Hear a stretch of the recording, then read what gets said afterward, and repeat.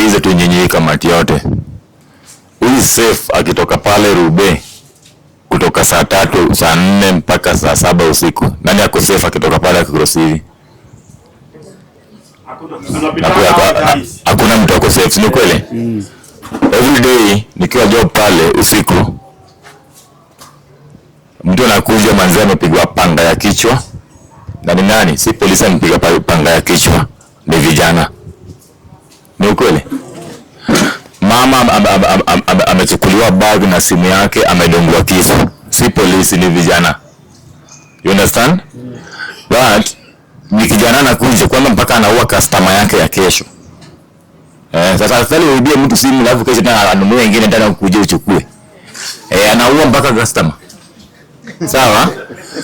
So what's going on? Vijana, ile kitu hiko hatuwezi kubali. Huyu awawe leo, huyu awawe leo, huyu awawe leo. We will intervene. Na thunder and lightning. Hiyo si chocha na si uoga. Are you getting me guys? Hakuna vile huyu mama hawezi toka pale akaenda job yake pale, akivuka pale hii bag yake haiko tena. Na bado mtume kitu wasi amedungwa kisu. Most of the time mimi nishaibeba mtu na damu. Nguo yangu yote nilichoma, justaki damu ya swara. Nimebeba yeye kwa lori, nilikuwa na afande Fibi Atieno. Kwa lori nikapeleka yeye Mama Lucy.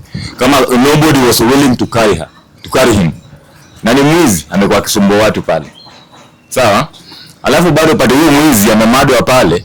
Tunawaondolea wale video kwa kijiji, na bado wanaona kama hiyo ni kitendo kingine kibaya. Sisi kama polisi tunasema ya kwamba wewe ukijitambua kwamba wewe ni mnoma, wewe unaua watu na wadunga kisu na waibia, hata sisi tutakuua. Hiyo na si chocha.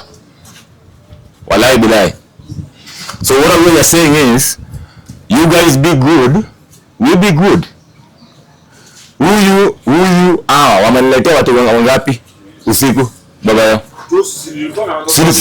Sili kweli. And we always handle them. But hakuna vile mtu mmoja tunamjua kwamba huyu anafanyanga hivi na hivi na hivi, and then to babysit. That is no way. That is no way. Na mwambie vijana hapo nje, kama ni kuiba tupatane hapo kwa grao. Kama ni police community tunaweza communicate na the community. Are you guys listening to me? Kama ni kwenda vizuri tuende vizuri. Lakini hawezi leta ile ujinga yenu ati sasa mtu hawezi toka hapa ati saa 3 ati afike pale na simu yake na bag yake. That is bullshit. And I'm telling you guys, that is bullshit. Na nikipata na kijana kama huyo, wallahi mimi nitammaliza. Hiyo si uongo. Wewe mzee mdunge na mnyang'anya simu na mnyang'anya roho yake, mpaka unamwambia leta pin yako ya M-Pesa. Achukue mpaka M-Pesa yako, anakufuliza mpaka ufulize.